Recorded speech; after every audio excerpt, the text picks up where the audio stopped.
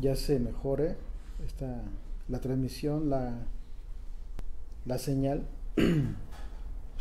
que ya no tengamos problema con esto.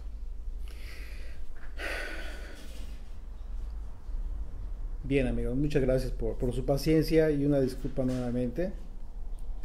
Vamos a comenzar con nuestro estudio y les comentaba que vamos a tener unas lecturas antes de entrar de lleno al estudio.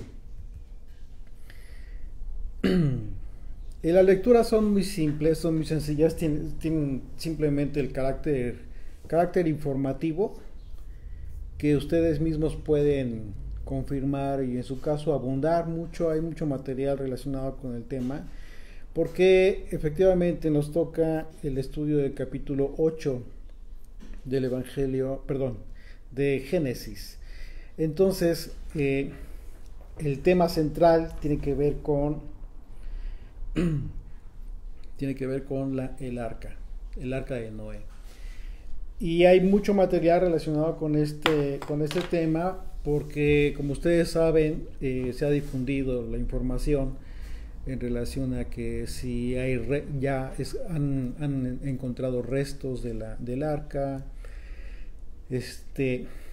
En otro contexto de esta información es en el sentido de la ubicación en donde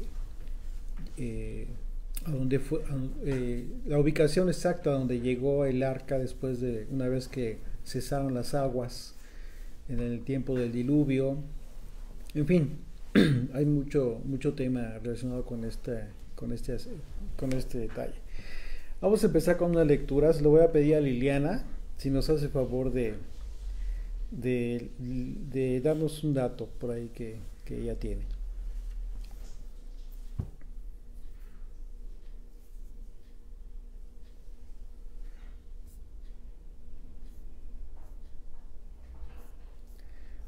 Ok, Liliana, no sé si me escuchaste por ahí, ¿me puedes apoyar con tu lectura? Muchas gracias. Sí, aquí está, buenos días. Es que gracias. Se me cortó y yo no entendí si era Liliana o Diana. Okay. Perdón. Sí, Liliana, muchas gracias. Gracias, saludos a todos. Shabbat Shalom. Shabbat Shalom. En 1943, Ed Davis, un sargento en el ejército de Estados Unidos, desarrolló amistades con miembros de la tribu Loud que lo llevaron a su aldea cerca del monte Ararat.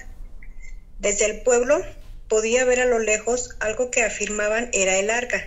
Davis informó haber visto artículos del arca en la aldea: una puerta de una jaula, una vara de pastor, un martillo de metal, frijoles secos y así sucesivamente. En 1953, George Green, un geólogo de la industria del petróleo, tomó varias fotografías desde un helicóptero de lo que parecía ser el arca. A pesar de que ha muerto y sus fotos no están disponibles, más de 30 personas han dado bajo juramento el testimonio escrito que veían las fotos que mostraban el arca que sobresale del hielo en el monte de Ararat. A finales de 1950, Gregor Schwangheimer dijo haber visto el arca desde un avión F-100. Él dijo que se parecía a un enorme furgón acostado arriba en el monte Ararat. Ok, muchas gracias. Muchas gracias, Liliana. Edith, por favor. Sí, gracias.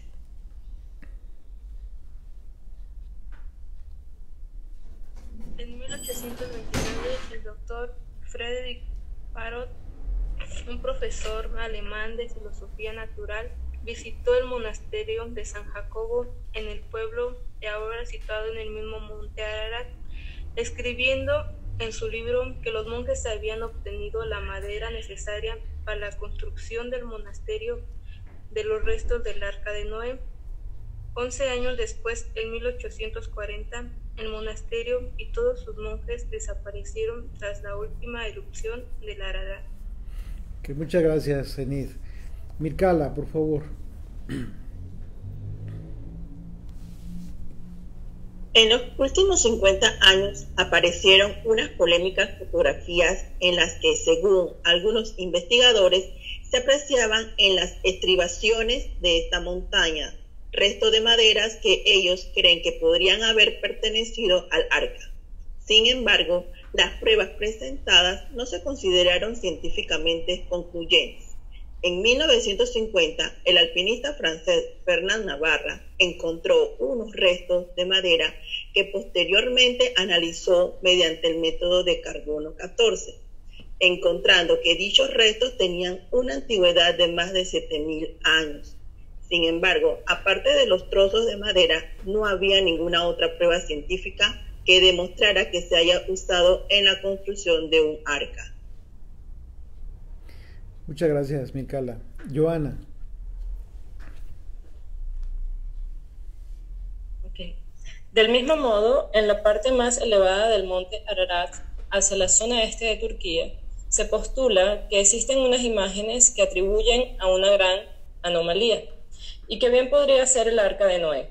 Según investigaciones de Porcher Taylor, ha venido realizando con imágenes satelitales desde 1995. El tamaño de la formación, según esas imágenes, 309 metros, equivaldría a los 300 por 50 codos que medía el Arca de Noé, como lo explica el libro de Génesis. Sin embargo, esto tampoco ha sido corroborado arqueológicamente, ni las imágenes han sido concluyentes. Así, realmente, hasta el momento no existe ninguna prueba fehaciente que demuestre la existencia real del arca y que sea aceptada por la arqueología. Bien, muchas gracias, Joana. Fabi, por favor.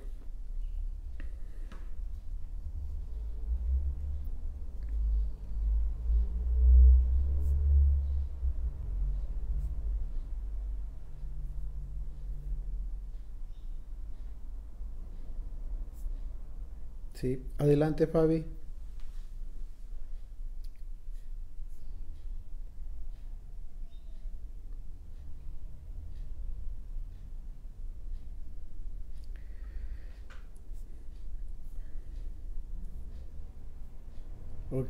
Ok, parece que Fabi no puede activar su micrófono. Osvaldo, por favor, si puedes, por favor, por ahí.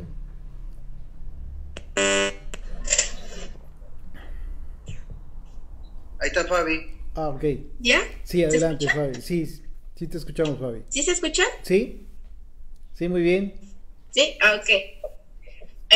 Ararat es el nombre que recibe una cadena de montañas y una región en la que convergen Turquía, Irán y Armenia. Después del diluvio, el arca de Noé se sentó en las montañas de Ararat, así como lo menciona Génesis 8:4. Y reposó el arca en el mes séptimo a los 17 días del mes sobre los montes de Ararat. También, durante el reinado de Ezequías, Adramelech y Sarecer, los hijos de Sennacherib huyeron a la tierra de Ararat después de haber asesinado a su padre. Dicho en Segunda de Reyes 19:37. Y aconteció que mientras él adoraba en el templo de Nisroch su dios, Adramelech y Sarecer, sus hijos, lo hirieron a espada y huyeron a tierra de Ararat, y reinó en su lugar Esarhadón su hijo. Y mencionado este mismo hecho en Isaías 37:38. Y aconteció que mientras adoraban el templo de Nisroch su dios, sus hijos, Adramelech y Sarecer, le mataron a espada y huyeron a la tierra de Ararat, y reinó en su lugar Esarhadón su hijo. Por otra parte, Jeremías predijo que Ararat se contaría entre los reinos que se levantarían contra Babilonia al tiempo de su destrucción, en el siglo VI antes de la era común. Jeremías 51:27. Alzad bandera en la tierra, tocar trompeta en las naciones, preparad pueblos contra ella, juntad contra ella los reinos de Ararat, de Mini, de Askenaz, señalar contra ella capitán, haced subir caballos como langostas erizadas. Estas últimas citas bíblicas hacen referencia a una tierra situada al norte de Asiria. Eusebio, Jerónimo y la mayor parte de los escritores cristianos primitivos pensaron que Ararat correspondía a Armenia, y así es como lo vierte tanto la versión de los 70 en Isaías 37:38 como de igual manera la Vulgata en Segunda de Reyes 19:37. Bien, muchas gracias, Fabi. Ahora sí, Osvaldo. Numerosas inscripciones asirias de los reinados de Salmanasar I, Asurnasirpal II, Salmanasar III, Tinglat-Pilesener III, Sargón II, perteneciente a los siglos IX y VIII antes de la era común, se refieren a Ararat como Urartu. Una inscripción de Esar Hadón, otro de los hijos de Sennacherib y su sucesor al trono de Asiria, registra que derrotó a los ejércitos de sus hermanos parricidas en Hanigalbat, en la zona de Armenia. Sobre las bases de estas inscripciones y de la relación que Jeremías establece entre Ararat y los reinos de Mini y Askenaz, parece ser que la tierra de Ararat estaba situada en la región montañosa del lago de Van, en la antigua Armenia, limitando al sur con la cabecera del Tigris y al norte con las montañas del Cáucaso. Bien, muchas gracias. Ana.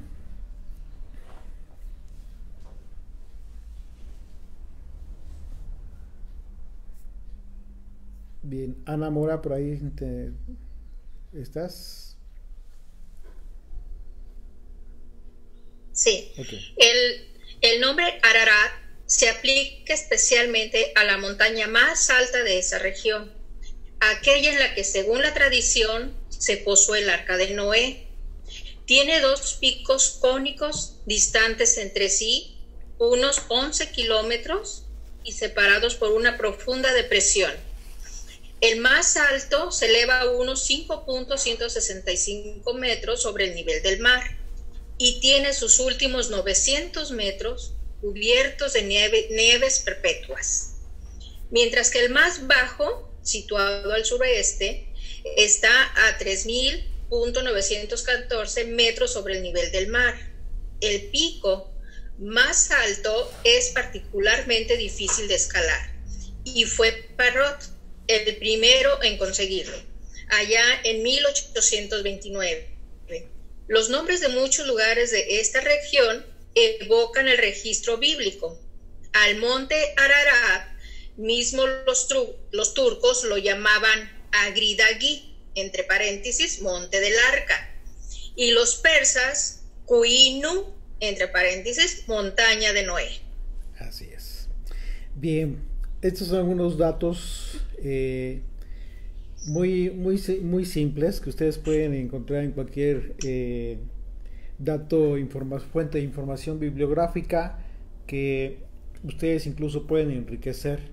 Es un tema muy interesante, hay incluso documentales relacionados con el tema acerca de la búsqueda y supuestos hallazgos de restos del arca, etcétera, etcétera. Pero bueno, vamos a comenzar con el tema ya del capítulo 8 de Génesis, pero antes quisiera pedirle por favor a Javier, si fueras tan amable de hacer una oración, Javier, para consagrar este tiempo de estudio.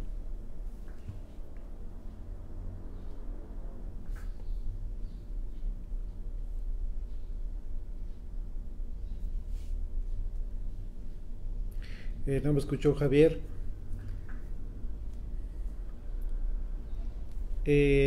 Ok. ¿Alguien más que quiera hacer una oración? ¿Puede ser que se me corte a mí o se corta todo? Probablemente. Sí, probablemente una vez más estamos con el mismo problema. Sí, Humberto, aquí aparece la barra de señal de los equipos suyos y aparece en rojo. Se pone un poquito más a la suya. Ok. En Facebook no veo que se corta. Creo que en Zoom se corta. Sí, en Facebook parece que sí está bien la conexión. Bien, Mircala, ¿puedes hacer una oración?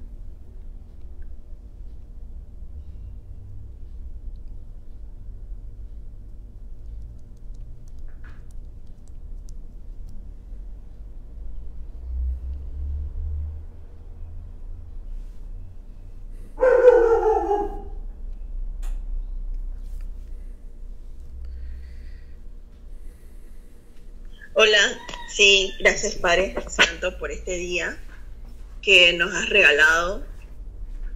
Señor, toma control de las señales de internet en este momento. Señor, no dejes que haya interrupciones para aprender en esta mañana de tu palabra, que es vida. Gracias por ella, Señor, y que seas tú besando los labios de Humberto para que nos des una palabra este día. En el nombre de Yeshua HaMashiach, amén. Amén. Amén. Muchas gracias, Mircala. Bien, parece ser que en Facebook sí tenemos una buena conexión. Vamos a continuar revisando la conexión que estamos teniendo aquí en casa. Pero mientras vamos a continuar con el estudio. Bien, dice el versículo 1 del capítulo 8 de Génesis: y se acordó Dios de Noé y de todos ellos y de todos los animales y de todas las bestias que estaban con él en el arca, e hizo pasar Dios un viento sobre la tierra y disminuyeron las aguas. La expresión, esta expresión la vemos en reiteradas ocasiones a lo largo de la Escritura, sobre todo en el Antiguo Testamento, en donde dice la Escritura: y se acordó Dios.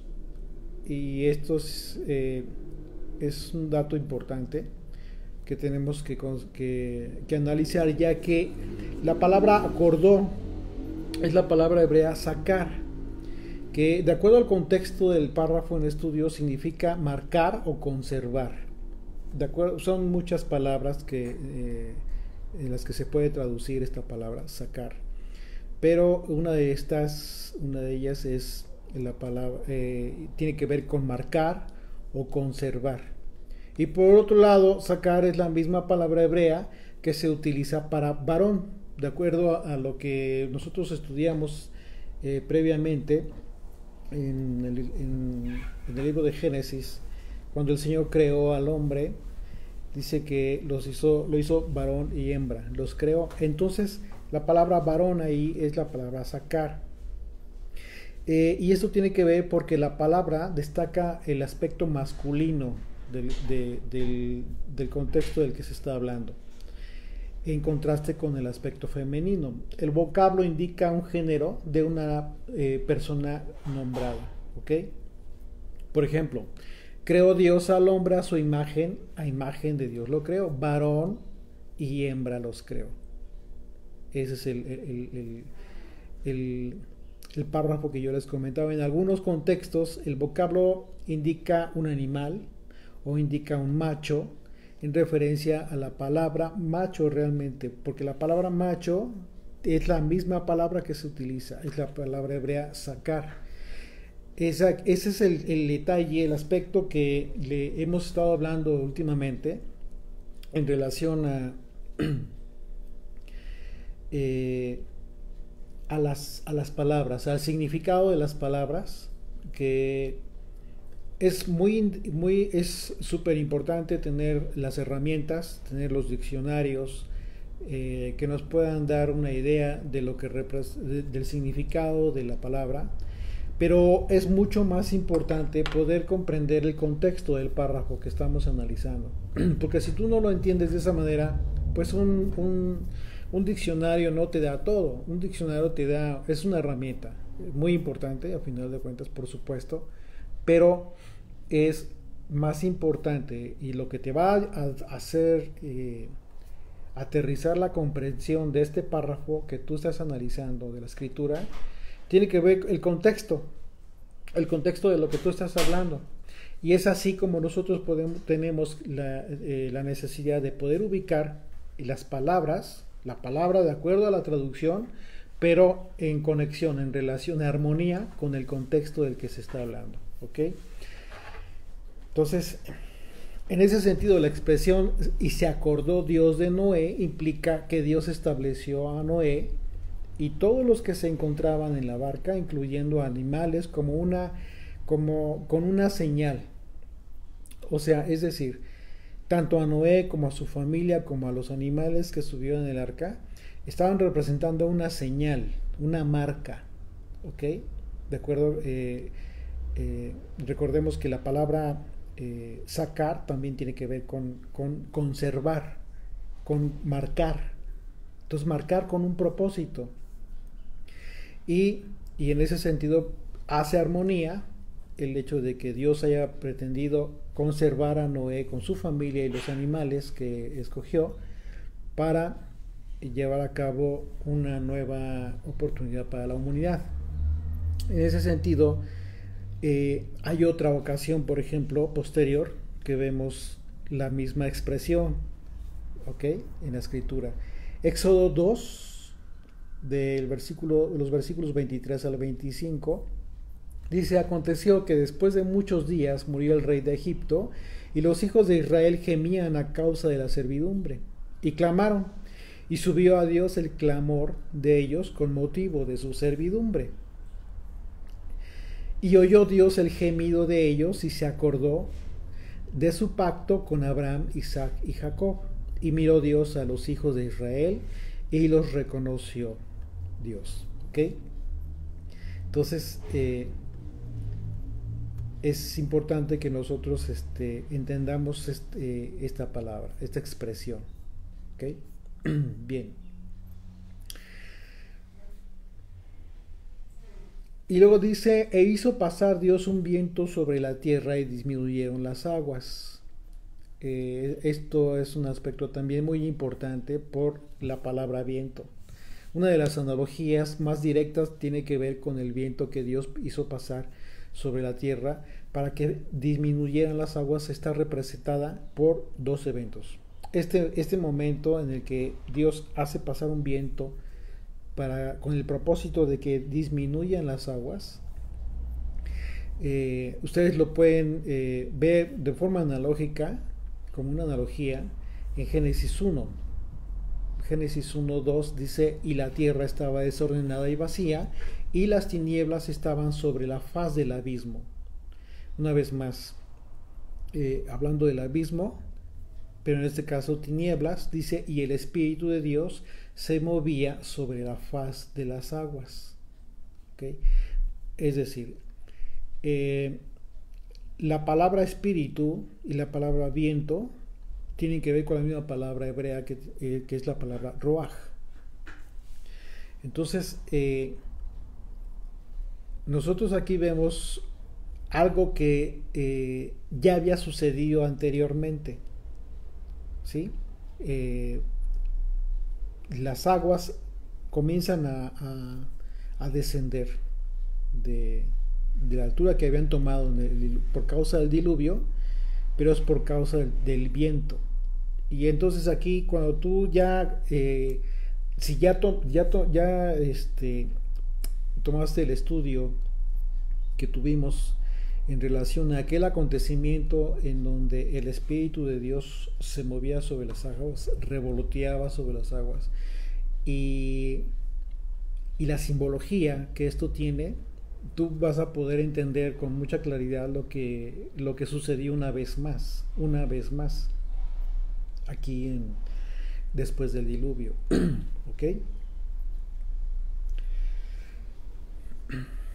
Génesis 8:1 dice: y se acordó Dios de Noé y todos los animales y de todas las bestias que estaban con él en el arca, e hizo pasar Dios un viento sobre la tierra y disminuyeron las aguas. Ese fue el propósito. Después del diluvio, el Señor hizo pasar este viento sobre la faz, que tuvo ese propósito. Y vamos a ver algunas analogías que ya habían sucedido. En este caso ya no es hacia el futuro, sino algo que ya habíamos visto previamente. Por ejemplo, lo que acabamos de ver con relación al Espíritu de Dios que se movía sobre las aguas. Y la expresión se movía, vimos que tiene que ver con revoloteaba.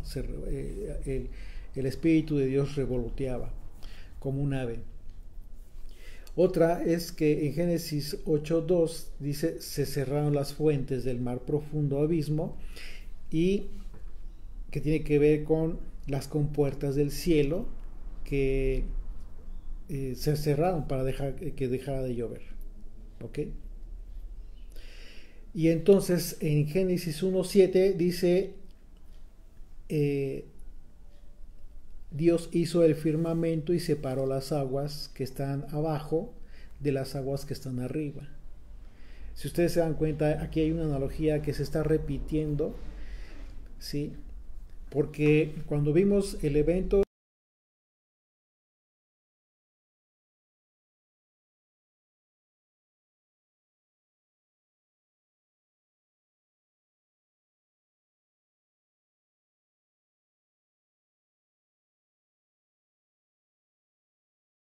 las aguas de arriba de las aguas de abajo. Entonces aquí está sucediendo algo similar una vez más. Génesis 8:5 dice: y las aguas fueron decreciendo hasta el mes décimo. En el décimo, al primero del mes, se descubrieron las cimas de los montes. Una vez más, Génesis 1:9 Dios dijo que las aguas debajo del cielo se reúnan en un solo lugar y que aparezca lo seco. Se dan cuenta cómo es que en el momento en que comienza a pasar a suceder los eventos después del diluvio, es una repetición una vez más de lo que ya habíamos visto desde la creación. Génesis 8:17 dice: todos los animales que están contigo, de toda carne, de aves y de bestias y de todo reptil que se arrastra sobre la tierra, sacarás contigo, y vayan por la tierra y fructifiquen y multiplíquense todo sobre la tierra. Eso es lo que Dios le instruye a Noé una vez que iban a descender del arca. En Génesis 1:25, Dios hizo los animales domésticos, se los crea, y los animales salvajes.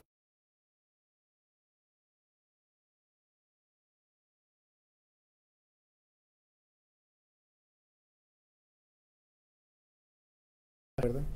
Entonces, de manera interesante, estamos viendo cómo es que después del diluvio sucede como que una repetición de todos los eventos de la creación. Y esto es importante porque una vez más vemos que efectivamente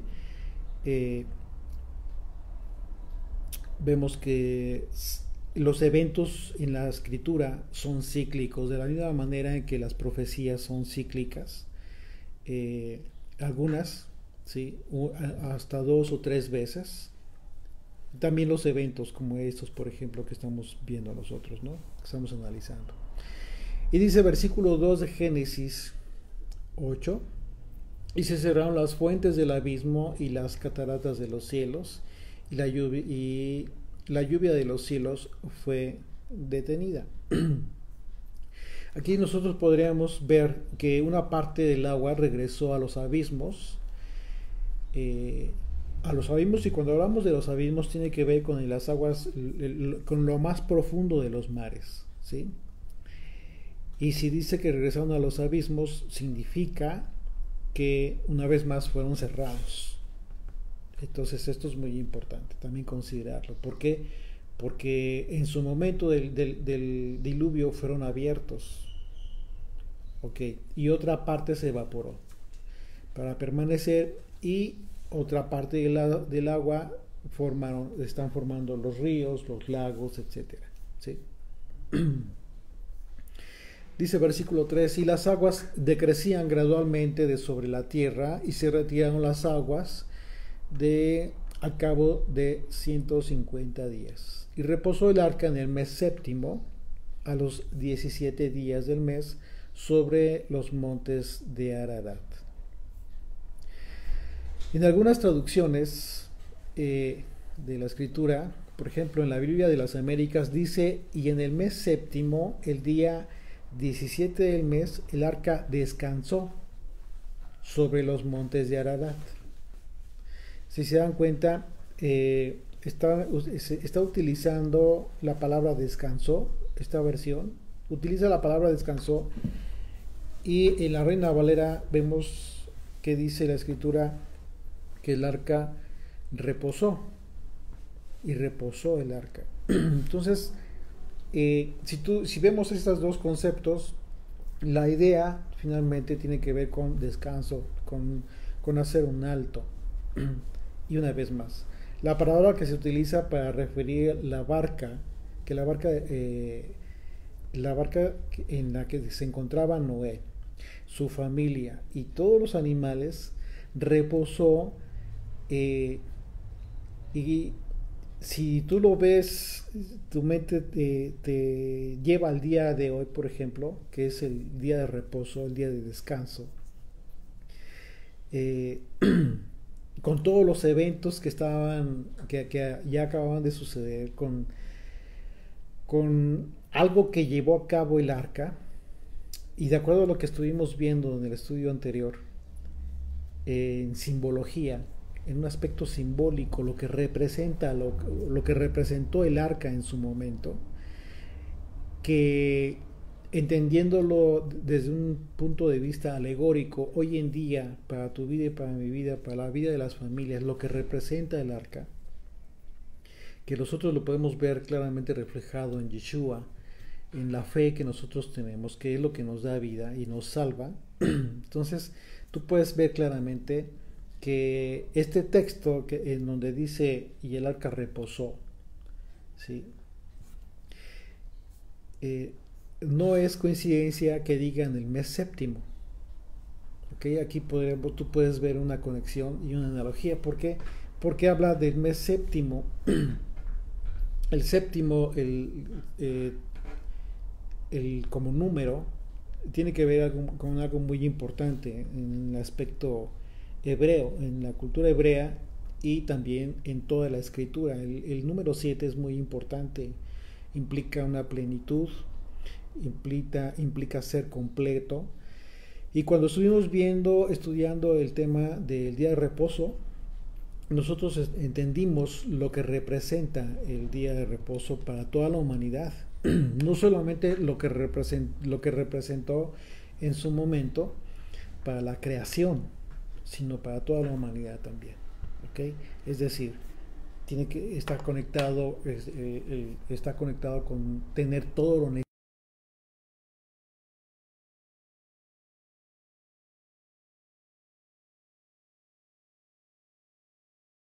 En el caso de Noé, su familia y todos los animales que se encontraban con él, tiene que ver con la vida, ¿okay?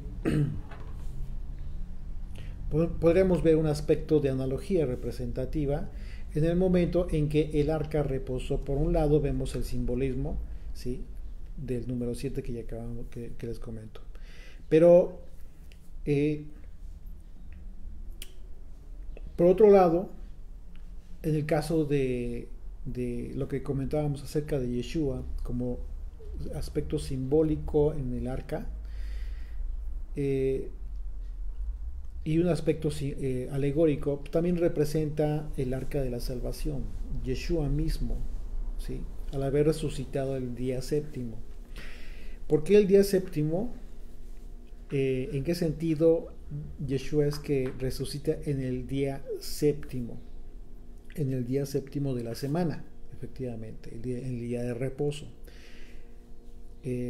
No hay que confundir, Yeshua resucita al tercer día, pero ese tercer día de su resurrección lo podremos conectar con el día de reposo en el que Él es el día en que resucita. Hay una confusión, y después lo vamos a analizar más detenidamente, con relación al día en el que el Señor resucitó. Muchos piensan o aseguran que resucitó en el primer día de la semana. La Escritura dice que estas mujeres fueron a ver la sepultura en el primer día de la semana muy temprano, pero cuando ellas llegaron, ya no estaba el cuerpo, ya no estaba el Señor. Entonces esto es bien importante considerarlo, porque no puedes asegurar que Yeshua resucitó el primer día de la semana. En el primer día de la semana ya no estaba el Señor. Entonces es diferente. Y por otro lado, si nosotros consideramos que Él mismo anunció que tendría que resucitar después de 3 días y 3 noches, todo este lapso de tiempo se cumple después de las 3 de la tarde, por decirlo así, después de las 3 de la tarde del día sábado, del día de reposo. Así es de que a partir de las 3 de la tarde el Señor resucitó. Pudo haber sido efectivamente en el resto de horas que todavía tenía el día de reposo, que hasta las 6 o 7 de la noche, que es cuando empieza el primer día de la semana, o incluso ya en el primer día de la semana. Es algo que a ciencia cierta pues nadie podría super asegurar, pero de alguna manera a nosotros que estamos entendiendo lo que representa, lo que implica, todas las implicaciones proféticas que implican el día de reposo y que Yeshua haya resucitado en el día de reposo, pues es algo bien importante, es algo muy importante, que pudiéramos considerarlo de esa manera, ¿ok? Pero siendo sinceros, siendo honestos, pues no hay como que algo, un dato en la escritura que te diga al 100% a esta hora el Señor resucitó. Pues no lo existe. Simplemente así está en la escritura. ¿Okay?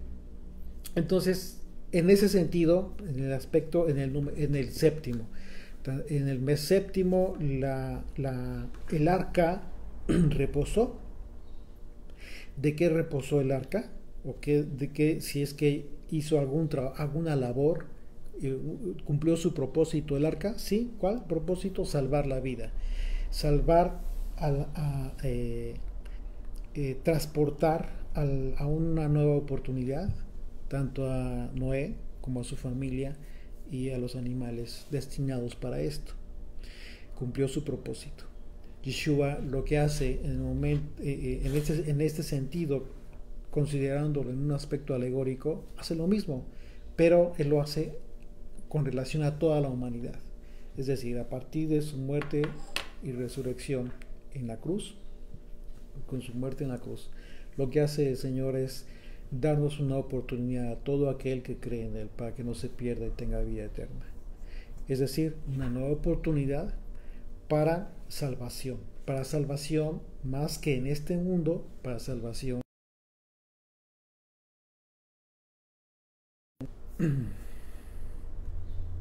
Bien, dice el verso 5 de Génesis 8: y las aguas fueron decreciendo hasta el mes décimo. En el décimo al primero del mes se descubrieron las cimas de los montes. Sucedió que al cabo de 40 días abrió Noé la ventana del arca que había hecho, y envió un cuervo, el cual salió y estuvo yendo y volviendo hasta que las aguas se secaron sobre la tierra. El cuervo es un animal impuro, y esto, la característica del cuervo es importante aquí, porque algo que nosotros pudiéramos suponer, ¿sí? Porque tampoco es un hecho que la escritura lo diga, lo escribe, no lo dice, pero tenemos nosotros que considerar el evento en el que Noé envía primero al cuervo y posteriormente envía una paloma. Esto es muy importante si nosotros consideramos las condiciones, las circunstancias que guarda un animal impuro, descrito por el mismo Señor en el momento mismo en que le da la instrucción a Noé para preservar determinado número de animales puros y determinado número de animales impuros. Todo tiene un propósito. El hecho de que los animales impuros reciban esa descripción o ese nombre, no significa que sean desechados por la creación o por Dios de ninguna manera. Son animales que cumplen un propósito en el mundo, en toda la creación. Todo ser creado por Dios cumple un propósito. Entonces considerémoslos de esa manera. el cuervo, lo que sucede, lo que nosotros podríamos considerar que sucedió es que en el momento en que Noé lo envía, tiene que ver con una señal que tendría que recibir Noé. Al ser impedido para que Noé salga, porque estaban todavía las aguas muy elevadas, tuvo que haberse valido de alguna señal, y en este caso pues son las aves, pero son señales distintas las que él estaba esperando recibir. Por un lado, la señal del cuervo, y por otro lado la señal de la paloma. En este caso, hablando del cuervo, lo que sucedía es que iba y venía. Probablemente las aguas estaban tan elevadas que aún los animales, todo aquel ser muerto que se encontraba, que pudiese haberse encontrado, pues todavía no estaba a la vista del animal, del cuervo. Iba y regresaba, hasta que hubo un momento en que ya no regresó, como lo vamos a ver más adelante. Dice, y no halló, envió también, verso 8, envió también de sí una paloma para ver si las aguas se habían retirado de sobre la faz de la tierra. Aquí está algo bien importante. Aquí ya nos dice con más claridad la escritura el propósito del envío de la paloma. ¿Por qué? Porque la paloma tiene características muy importantes. Dice adelante, y no halló la paloma donde sentar la planta de su pie. Se dice que una de las características de la paloma es que solo puede descansar en suelo seco. No puede, la paloma no descansa en lugar húmedo, mojado. Y esto explica por qué regresó la primera vez, indicando que aún no había tierra seca, a pesar de que las aguas ya habían descendido. Como les decía, Noé de alguna manera se tuvo que haber valido de señales, y en este caso la paloma le iba a dar una señal muy importante. Primeramente esto, lugar seco, ¿no? Lo que estaba esperando Noé era el momento de ya poder bajar a tierra seca, a tierra firme. Dice, y volvió a él al arca, porque las aguas estaban sobre la faz de toda la tierra. Entonces él extendió su mano y tomándola la hizo entrar consigo en el arca. Esperó aún otros 7 días y volvió a enviar la paloma fuera del arca. Y la paloma volvió a él a la hora de la tarde, y he aquí que traía una hoja de olivo en el pico, y entendió Noé que las aguas se habían retirado de sobre la faz de las aguas, de la tierra, perdón. La palabra hebrea para retirar es la palabra shuv, lo que significa volverse, y volvieron las aguas tanto hacia abajo como hacia arriba de en medio de la evaporación.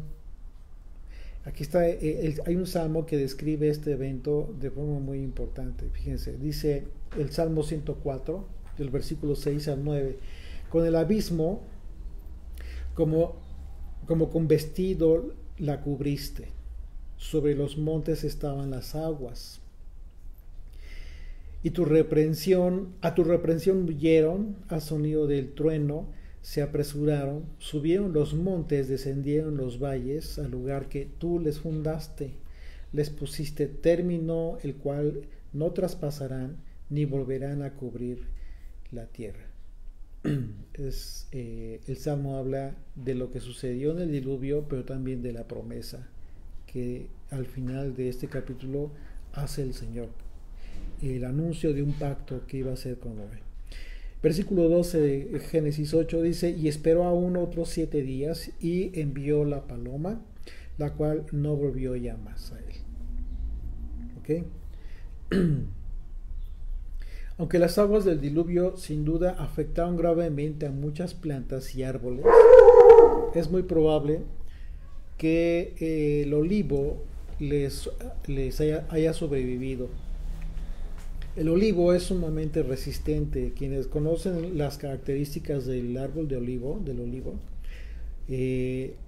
van a coincidir con este dato. De hecho, es un árbol que es muy longevo además.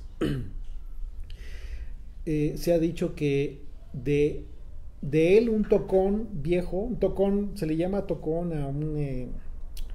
bueno, quienes saben de campo saben muy bien de qué estoy hablando. Le llaman tocón a lo que queda de un árbol que es cortado hasta abajo. Queda como el tronco pegado a la raíz. Es lo que llaman un tocón ya viejo. Pero dicen que una vez que es cortado así un árbol de estos, continúan brotando vástagos, como si tuviese una vitalidad indestructible. Y hay un evento en la profecía de Isaías, hay un acontecimiento en el que Dios hace una promesa con relación a la simiente santa. Y Dios hace esta promesa en medio de un juicio. Fíjense, acompáñenme a Isaías capítulo 6, versículos 9 al 13. Y dijo: anda y di a este pueblo, oíd bien y no entendáis, ved por cierto, mas no comprendáis, engruesa el corazón de este pueblo, y agrava sus oídos y ciega sus ojos, para que no vea con sus ojos, ni oiga con sus oídos, ni su corazón entienda, ni se convierta, y haya para él sanidad. Y yo dije: ¿hasta cuándo, Señor? Está hablando Isaías. Y respondió él: hasta que las ciudades estén asoladas y sin morador, y no haya hombre en las casas, y la tierra esté hecha un desierto, hasta que el Señor haya echado lejos a los hombres y multiplicado los lugares abandonados en medio de la tierra. Y si quedare, aquí viene lo importante, y si quedare aún en ella la 10ª parte, ésta volverá a ser destruida, pero como el roble y la encina, que al ser cortados aún queda el tronco, así será el tronco la simiente santa, hablando del pueblo de Israel, hablando de una promesa que hizo el Señor con relación a Israel. Entonces vemos que la característica del olivo es parecido a lo que señala Dios con relación al roble y a la encina, que a pesar de ser cortados no muere la raíz. ¿Okay? El filósofo y científico griego Teofrasco y el naturalista romano Plinio el Viejo han expresado que el olivo ha crecido bajo el agua en el Mar Rojo, reteniendo allí su verdor. De modo que el olivo bien pudo haber permanecido sumergido bajo el agua por algunos meses durante el diluvio sin morir. Al retroceder las aguas, un olivo que había sido cubierto, así otra vez estaría en tierra seca y pudo brotar hojas.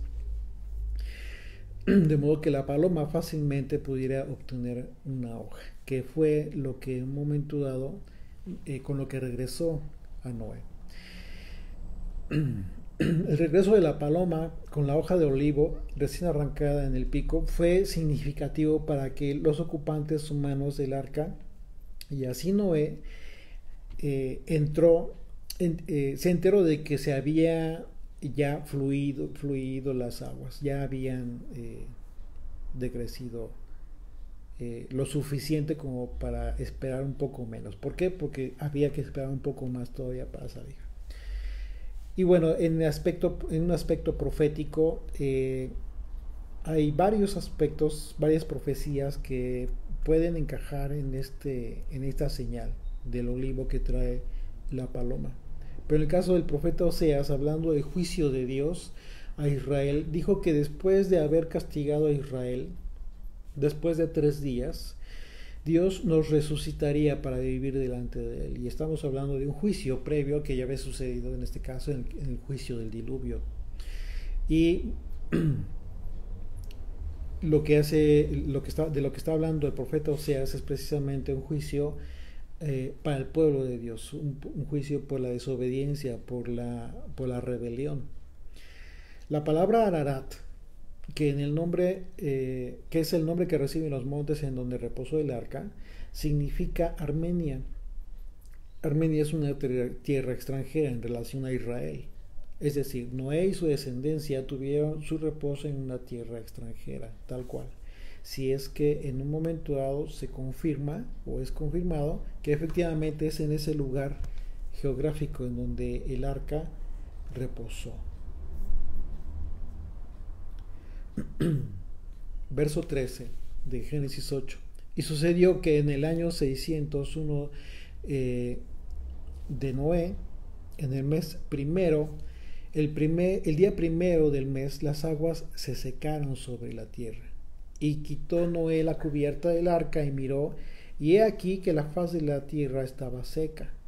Y en el mes segundo, a los 27 días del mes, se secó la tierra. Entonces habló Dios a Noé diciendo: sal del arca tú y tu mujer y tus hijos y las mujeres de tus hijos contigo. Todos los animales que están contigo, de toda carne, de aves y de bestias y de todo reptil que se arrastra sobre la tierra, sacarás contigo, y vayan por la tierra y fructifiquen y multiplíquense sobre la tierra.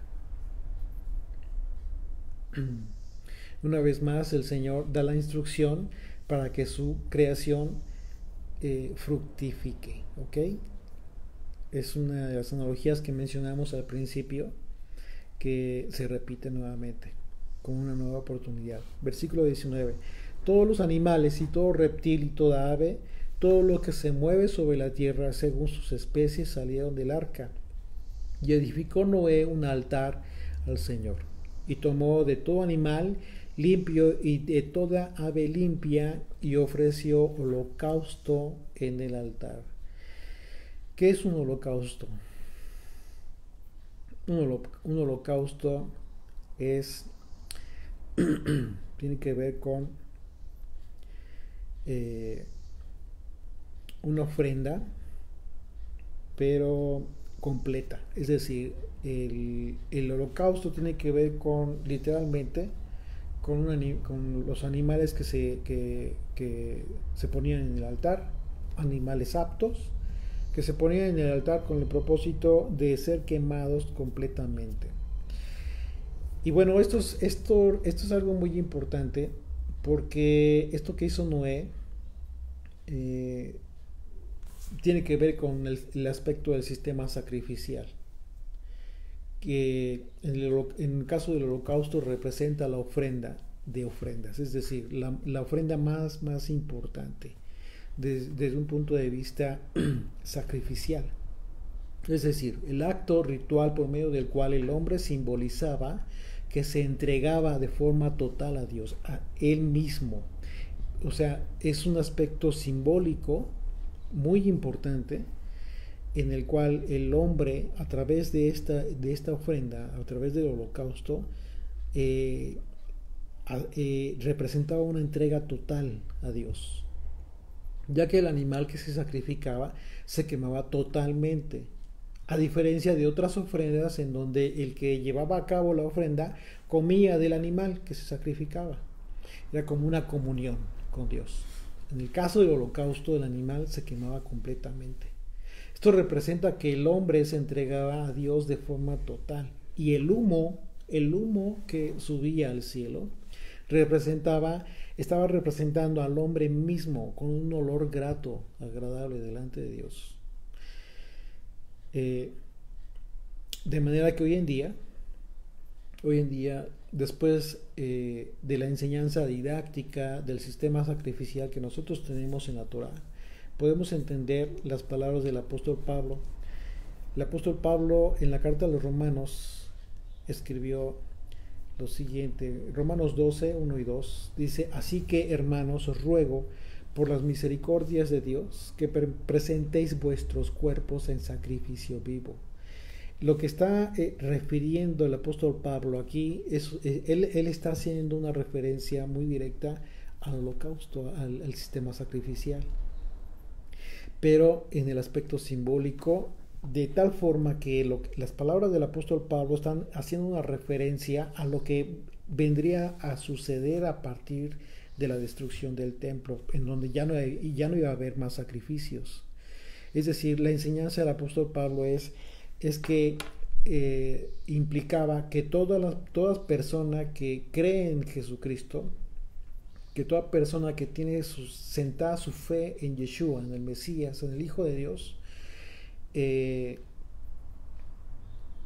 tendría que entender de una forma ya diferente en su propia persona cómo es que tendría que agradar a Dios. Ya no de una forma sacrificial, ya no ofreciendo un animal con ese propósito, sino en sí mismo. ¿Okay? Dice que presentéis vuestros cuerpos en sacrificio vivo, que es vuestro culto racional. ¿Okay? Lo que está expresando el apóstol Pablo es que tienes que entender, tienes que razonar lo que estás haciendo. Ya no podrías ya continuar con sacrificios de forma tal que pierda el sentido de lo que está sucediendo en tu vida. Dice, no os conforméis a este siglo, sino transformaos por medio de la renovación de vuestro entendimiento. ¿Okay? Una vez más, la insistencia del apóstol Pablo es que nosotros transformemos la forma de pensar que se tuvo en la antigüedad. ¿Por qué? Porque no cumplieron el propósito final. Dice, transformaos por medio de la renovación de vuestro entendimiento para que comprobéis cuál sea la buena voluntad de Dios, agradable y perfecta. ¿Okay? Por lo cual, hoy en día tú y yo hemos sido reconciliados con Dios mediante un sacrificio, el sacrificio de sacrificios, el holocausto de holocaustos. ¿Okay? ¿Por qué?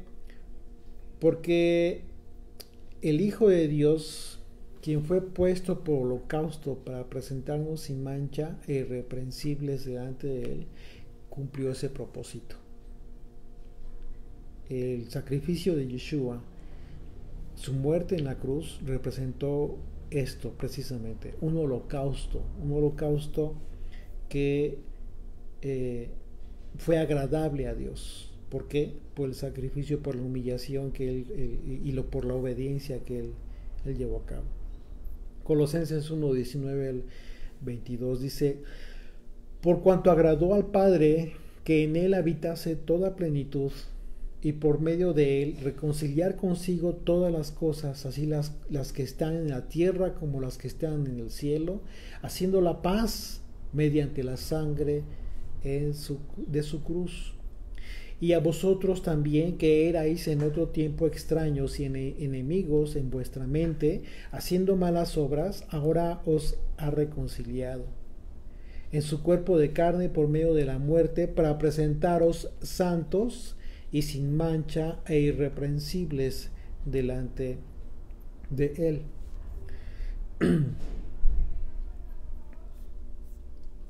Así es de que el propósito que tuvo Noé al llevar a cabo este holocausto y haber edificado un altar, tuvo ese propósito, efectivamente, consagrar su vida. Fue un compromiso, un pacto de antemano que quiso hacer Noé, y de gratitud, por supuesto, de obediencia, y confirmando y ratificando que estaba entregado de forma total a Dios. Dice verso 21 de Génesis 8, y percibió el Señor olor grato, claro, y dijo el Señor en su corazón, no volveré más a maldecir la tierra por causa del hombre, porque el intento del corazón del hombre es malo desde su juventud, ni volveré más a destruir todo ser viviente como he hecho. Mientras la tierra permanezca, no cesará la sementera y la siega, y el frío y el calor, el verano y el invierno, y el día y la noche. Es una hermosa promesa que nosotros vemos reflejada una vez más a través del profeta Jeremías, en Jeremías capítulo 31, en el nuevo pacto. Una vez más, Dios hablando a través del profeta Jeremías, tiempo después estaría confirmando la promesa con relación a Israel. Jeremías 31, 33 al 36 dice: pero este es el pacto que haré con la casa de Israel. Después de aquellos días, dice el Señor, daré mi ley en su mente y la escribiré en su corazón. Y yo seré a ellos por Dios, y ellos me serán por pueblo. Y no enseñará más ninguno a su prójimo, ni ninguno a su hermano, diciendo: conoce al Señor, porque todos me conocerán, desde el más pequeño de ellos hasta el más grande, dice el Señor. Porque perdonaré la maldad de ellos, y no me acordaré más de su pecado. Así ha dicho el Señor, que da el sol para luz del día, las leyes de la luna y de las estrellas para luz de la noche, que parte el mar y braman sus ondas. El Señor de los ejércitos es su nombre, Yud-Hei-Vав-Hei Sebaot. Si faltaren estas leyes delante de mí, dice el Señor, también la descendencia de Israel faltará para no ser nación delante de mí eternamente. Señor, te doy gracias por este tiempo de estudio. Gracias por tu enseñanza. Gracias, Padre Santo, por la oportunidad de hacer reflexión acerca de tu creación, pero también acerca de las oportunidades que nos das. Porque de la misma manera en que le diste una oportunidad a la humanidad entera a través de Noé y de su familia, esta oportunidad ha sido cíclica a través de la historia. A través de los profetas fue anunciada esta nueva oportunidad. Y esta fidelidad y este amor que tú sostienes con relación a tu pueblo, Señor. Pero también con relación a toda la humanidad, invitando a todo aquel que quiera cambiar su vida, a todo aquel que haya entendido, que haya recibido oídos para oír y que esté apercibido, para cambiar de vida, para entender que las oportunidades que tú nos das cumplen el propósito finalmente en ti mismo, pero también que esperas que nosotros hagamos lo propio, Señor. No por conveniencia, sino por amor. ¿Por qué? Porque es precisamente el holocausto de tu Hijo, Señor, en la cruz, el que nos llama con cuerdas de amor, el que nos deja sin argumento alguno para oponernos a seguirle, de seguir sus enseñanzas, Padre Santo. Gracias por esta ilustración, por esta enseñanza, por haber dejado registrado estos eventos que de alguna manera nos aperciben y nos anuncian desde entonces es tu amor tan grande, Señor. Gracias por esta oportunidad y por este tiempo, Señor. En el nombre de Yeshua. Amén.